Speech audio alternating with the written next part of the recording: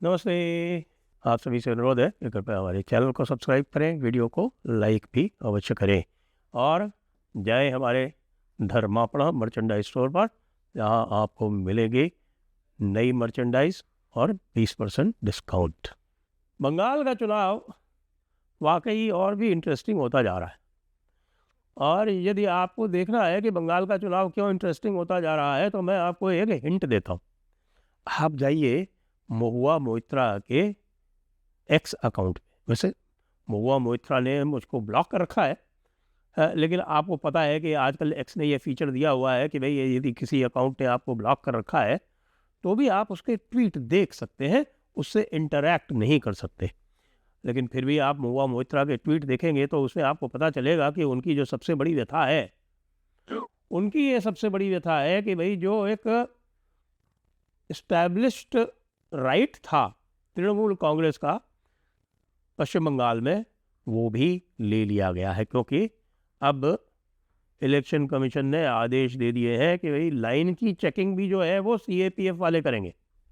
Central armed police force जो है CAPF, वो लाइन की चेकिंग भी वही करेंगे, लाइन लगवाएंगे भी वही, और जो वोटर की आइडेंटिटी है वो भी यही चेक करेंगे।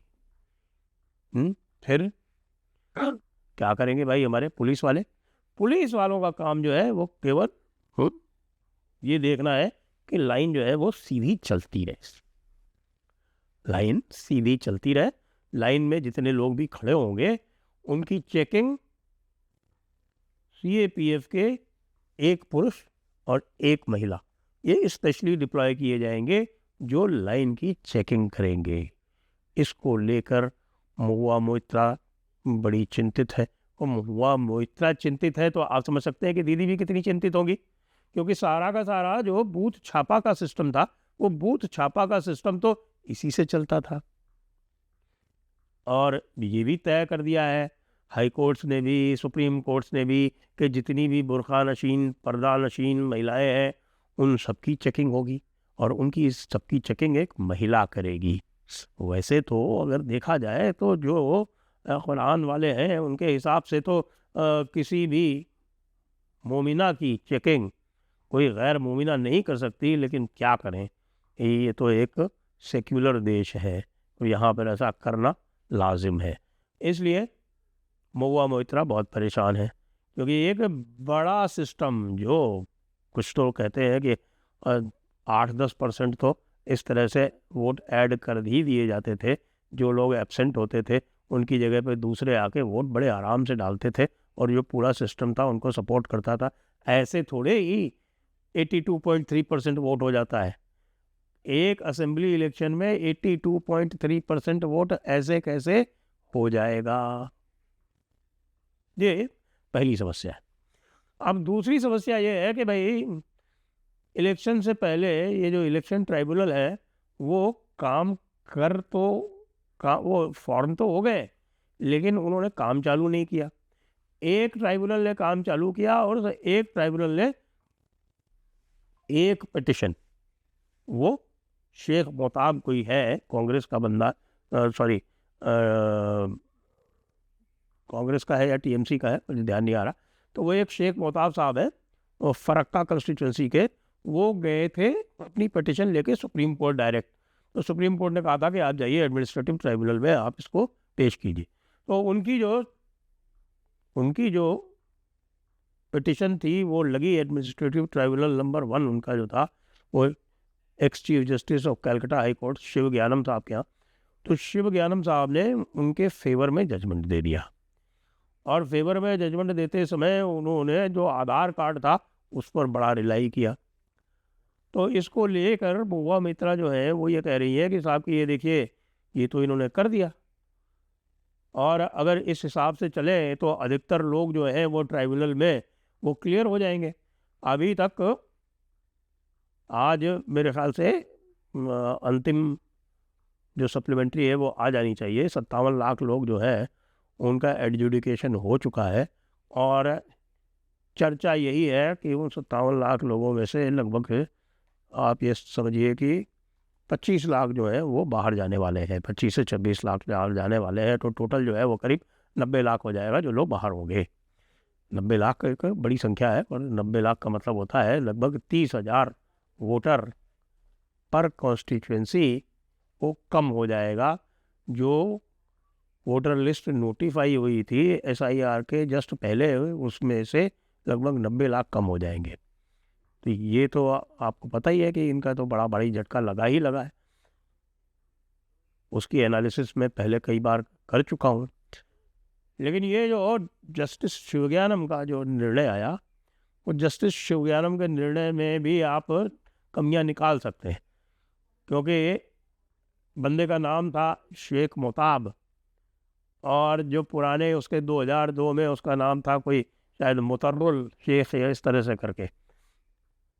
तो उसमें काफ़ी उसको जो भी नीचे वालों ने जो उसको नहीं माना और ऊपर जाके उसको मान लिया गया, और उसमें कई सारे सवाल उठ खड़े हो रहे हैं कि भाई आप आधार कार्ड पर आइडेंटिटी का प्रूफ मानते हुए उस पर कैसे इतना आप रिलायंस कर सकते हैं, कि जबकि लोगों ने उसको आउट इसलिए किया गया है कि वो मैप ही नहीं हो पा रहा है। अब शेख मोताब जो है वो मुतर्रुल से कैसे मैप होगा, लेकिन फिर भी कर दिया। अब महुआ मोहिता कह रही है कि भाई अब क्या होगा, 35-40 कोई 35-40 तो नहीं, मेरे ख्याल से 14-15 एडमिनिस्ट्रेटिव ट्राइब्यूनल है। हालांकि वो 35-40 बोल रही है, तो 10-15 जो एडमिनिस्ट्रेटिव ट्राइब्यूनल है, महुआ मोहित्रा कह रही है कि अभी तक तो उन्होंने फंक्शनिंग ही चालू की, और कल यानी 7 तारीख को जो पहला फेज़ है 23 तारीख वाला, तो पहले फेज़ की जो वोटिंग लिस्ट है वो फ्रीज हो जाएगी। बात सही है उनकी, वोटिंग लिस्ट तो फ्रीज हो जाएगी, और जो पहला फेज़ है वही तो क्रूशल है, सबसे ज़्यादा क्रूशल तो पहला फेज़ ही है। अच्छा, सेकेंड फेज़ का भी मान लीजिए 7 दिन बाद अगर वो भी फ्रीज हो जाएगी, तो 7 दिन में कितने निपटा लेंगे केस। तो यदि आप जस्टिस शिवज्ञानम का निर्णय देखें, तो उन्होंने जो 3-4 पेज का जजमेंट लिखा है, यदि 5-7 लाख लोग चले गए, भाई 25 लाख का नाम तो एडजुडिकेशन में कट रहा है, उसके पहले मैपिंग वाले हैं, टोटल 90 लाख लोगों के नाम कट रहे हैं। 90 लाख लोगों में मान लीजिए 5-7 लाख लोग भी गए अगर एडजुडिकेशन करने के लिए, तो ये क्या 4-4 पेज के जजमेंट दे के कितने ये निकाल लेंगे? एक दिन में 50, इससे ज़्यादा क्योंकि कैपेसिटी नहीं। एक दिन में 100 मान लो, 1500 अगर एक दिन में निकाल लिए, तो 7-8 दिन बाकी हैं, तो 1,20,000 लोग जो है ये टोटल एडजुडिकेट कर सकते हैं।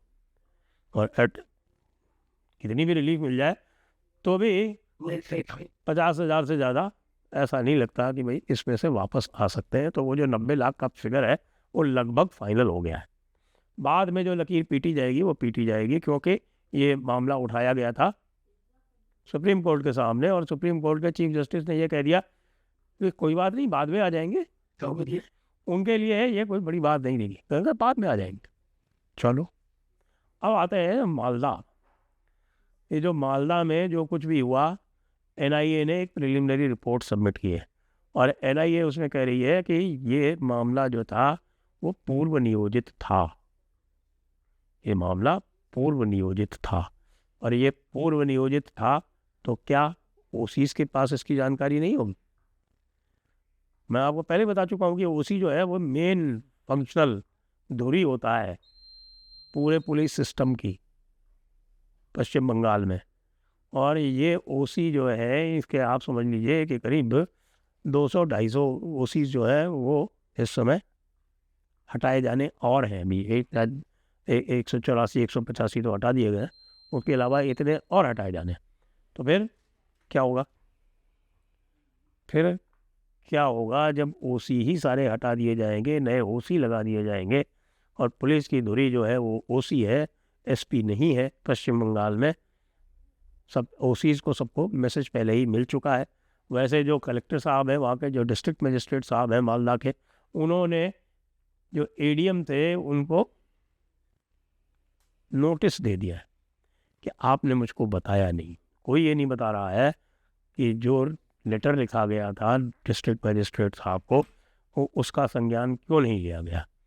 जो डिस्ट्रिक्ट मजिस्ट्रेट साहब वहाँ लगाए गए हैं उनके बारे में बताया जाता है कि उनको एक बार किसी ज़िले में लगाया गया था और उनकी परफॉर्मेंस इतनी शानदार थी कि जल्दी ही उनको हटा लिया गया, दोबारा उनको ज़िला दिया नहीं गया।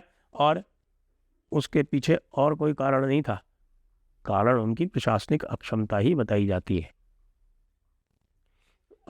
अब क्या हुआ कि जो हटाए जा रहे थे ममता दीदी के जो प्रशासक थे, उनको जब हटाया जा रहा था तो इनका भी नंबर आ गया उनके सब्स्टिट्यूट के रूप में। लेकिन जो भी मैंने जानकारी की है अपने जो प्रशासनिक मित्र हैं हमारे उनसे, उनके अनुसार कोई बहुत ही एफिशिएंट व्यक्ति नहीं है। तो ये जो मालदा वाला मामला है ये लंबा चलेगा और इसमें जो वहाँ के जो ओसी वगैरह हैं वो फंसने वाले हैं, ऐसी मेरी सूचना है। क्योंकि पूर्व नियोजित कार्यक्रम था और लोग ये बता रहे हैं कि उनको इनकी जानकारी थी, लेकिन जानकारी होते हुए भी उन्होंने यही सोचा कि भाई ऐसा है कि ये लोग तो तृणमूल वाले हैं, इनसे पंगा क्या लेना, ये थोड़ा बहुत अपना करेंगे और निकल जाएंगे। 12-15 घंटे के लिए अगर नेशनल हाईवे 12 बंद भी हो जाती है तो क्या फ़र्क पड़ता है। तो भाई बंगाल का चुनाव रेस्क्यू करने का प्रयास तो बहुत कर रही है ममता दीदी, लेकिन लग रहा है कि मामला पूरी तरह से उनके विरुद्ध ही जा रहा है। जय हिंद, जय भारत, वंदे मातरम।